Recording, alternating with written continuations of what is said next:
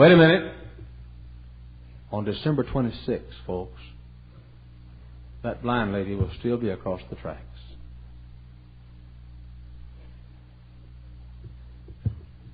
Forgotten, but she's still there.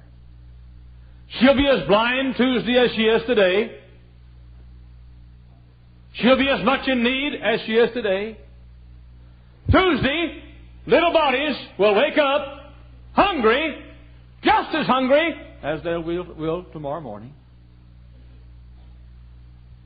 And Tuesday morning and Tuesday night, men will walk the streets of this area with friendless, without their families, loved ones, or friends, just as lonely as they are today. The hungry people are still there. The troubled people are still with us.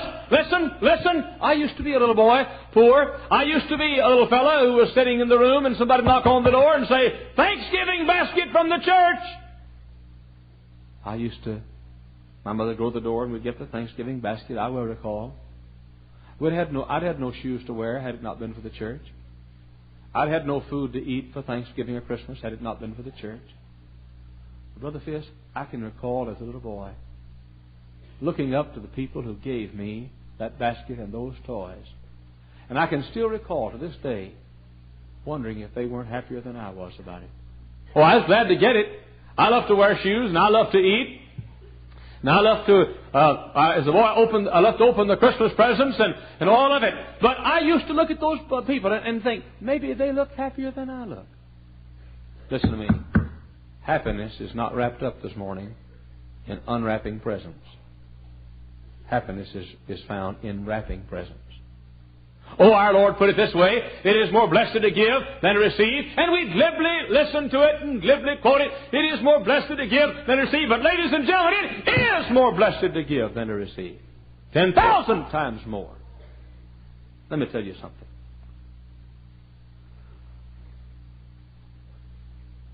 Several years ago, I went through the usual Christmas night melancholy feeling. I've had a habit on Christmas night for years. I don't ever read a Christmas card. Never read them. Just don't look at them. But on Christmas night, I get them all together in one big old bundle and read every last word of every Christmas card and pray for everybody who sent me a Christmas card. Every person. If you sent me a card, I'll pray for you. I'll pray that you'll give more money next year to the church. But anyway, I'll pray for you if you send me a Christmas card. Well, several years ago, I had that empty feeling. And I sat alone, thinking, what caused this feeling? And I learned something. I learned what caused it. The end of the real way to live had come. And I decided to make Christmas every day in my life. I decided that I'd help the poor every day. I decided that if I could be happy 1 week a year living for others, I could be happy 52 weeks a year living for others. I decided if I could be happy giving 1 week a year. Why, you remember, don't you, when you were in school and the teacher said, "Let's make a Christmas card for our mommies." And you got a piece of construction paper and you all over it, and you said, "Merry Christmas, Mommy." And you brought it home and you had it all wrapped up and you said, "I got something for you." Remember? I can still recall. And she opened it and you wondered if she's going to like it. And my mother's a very good woman, a very kind woman, and she'd say, "Oh, isn't that beautiful?" I wonder if God's going to forgive you, Mother, for all those lies you told all through those years. And I'd say, "You like it? You like it?" She'd say, "Son, you're going to be an artist when you grow up." And I'd say, "Merry Christmas to you." She'd say, "Or a singer." Well, I'm not grown yet, if that's the case. But I'd watch Mother's eye. I'd watch for a twinkle. I'd watch to see if she really liked it. And if she did, all the joys of life were wrapped up in one little twinkle of one eye of my mother.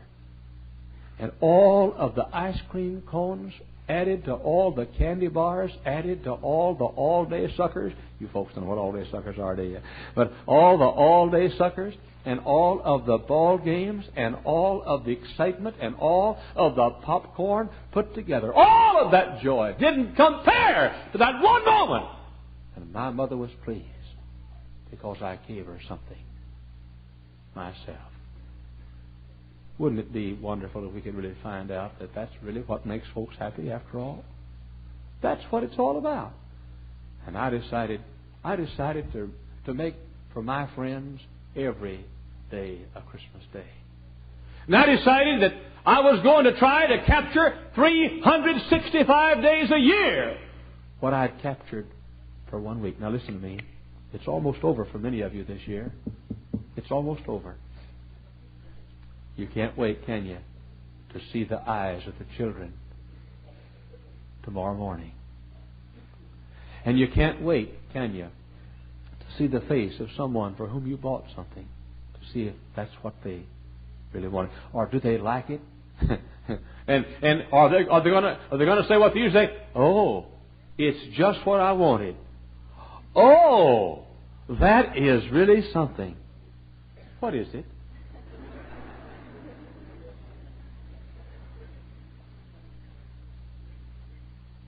What is Christmas to you? Is Christmas to you unwrapping presents? Then you'll only have Christmas one day a year. But if Christmas is to you wrapping presents, you can have Christmas 365 days a year. Hey, what is Christmas to you? Is it being served? Then you can only have Christmas when folks decide to serve you. But if Christmas to you is serving, you can have Christmas anytime you decide to serve. Hey, what is Christmas to you? Is it receiving? What am I going to get for Christmas? I saw one of the sweetest things I ever saw in my life in a shopping center in Pennsylvania. I was walking down the mall of a shopping center in one of these indoor things, and Santa Claus was there, and I leaned up against him and I said, "Hey, Santa, you know where 8232 Greenwood is? Munster, Indiana." He said, "What do you mean?" And I said, "Just don't forget." Don't forget. And he chuckled. A little girl was on his knee. She happened to be black. She was on his knee. And he said, "What do you want for Christmas, sweetheart?" And that little black girl said, "I want my mommy to get a new iron. I want my mommy to get a new iron." I think she knows what Christmas is all about. And that little girl, if Santa Claus will bring an iron to her mommy, would be happier than if she got everything she thought she wanted for Christmas. Hey, what is Christmas to you? Is Christmas to you receiving or giving? Look. If Christmas to you is something that somebody else has to decide with their will. Let's suppose, Doc, that Christmas to me is you're getting me something. Then I can only have Christmas when you decide I have it. But if Christmas to me is my getting you something, then I can have Christmas anytime I want to have Christmas. I don't plan to have many Christmases this year, Doc, but I can have Christmas anytime I want to have Christmas. I thought last night, is it too bad for Christmas to end? It doesn't have to end. It doesn't have to end. December 26th can still be Christmas. And December 27th. And March 31st. And April 2nd. And June 3rd. And July 17th. And August 24th. Every day in the year can be Christmas. If you'll forget yourself. Forget being served and serve. Forget receiving and give. Forget unwrapping and wrapping. Forget being pampered and pamper. Forget being loved and love. Forget being cared for and care. That's what Christmas is all about. I thought last night, where is happiness tonight? It was late last night and I was driving home. And I walked around out in the yard for a while and just thought, where is happiness found? We think it's found in a department store with all of its glitter and lights. But it's really found in one of the rooms at St. Margaret's Hospital. When you walk in and take a flower to someone who's sick and pray with them and encourage their hearts. I dare you to try it. Where is happiness found? We think that happiness is found in a restaurant with a head table and the decorations on the table and a T-bone steak being served and gala occasion and merriment and laughter. We think that's happiness. No. Happiness is found out in the slum section of town, where you forget your own gala life and your own wants for a while and think of somebody else. Where's happiness found? Oh, we think happiness is found with we used to call it the merry-go-round, or the loop-de-loop, or we used to call it the lightning. That's the what's the lightning? That's the roller coaster. We called it the lightning when I was a kid. That's happiness. Happiness is found. Bob Moore down in Marietta, Georgia, had a big day, and he sat up. Remember, you've been to the we used to have down in Texas. You used to have some fella, poor fella, maybe a colored fella, would sit up on a bench and you throw a ball, that little thing about that big around. Every time you hit it, you knocked him in the water. And Bob Moore sat up there and had a big day, and everybody in his church got to throw a baseball at this little thing, and everybody that hit it knocked him in the water. I wouldn't dare do that. We'd have folks here practicing for weeks so they could hit that thing. What's happening? We think of happiness as being the lights and the fanfare and the excitement. No! 10,000 times no! Happiness is found knocking on a door, and somebody says, "Come in." And you notice a wheelchair in the corner. And you walk over and you say, "Hello. My name is, and I came by to spend some time with you and wish you a Merry Christmas." And there's a dear person in the wheelchair whose entire world is that one little room, and whose only scenery is a window, and whose only automobile is a wheelchair. And a little sunshine leaks in as you open the door from the outside. A little sunshine leaks in. And you walk away and they feel better, but you feel 10,000 times better. Girls back in the back, sit still while I'm preaching. We think happiness is... What is happiness on Christmas Day? I know what happiness is on Christmas Day. I'm going to sleep late.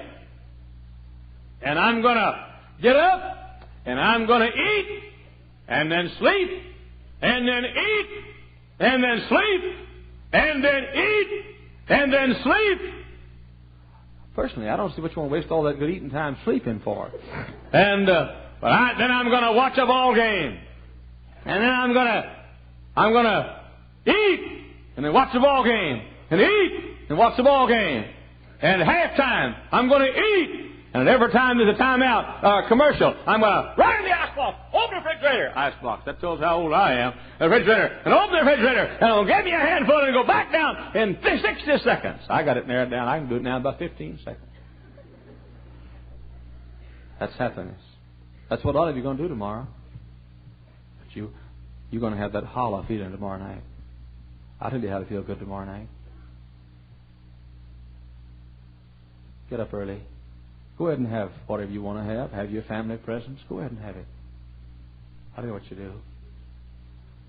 You get in your car at the best part of the day, the day you'd rather do something else. The day the part of the day that your flesh says, "Boy, this is the best time of day to eat."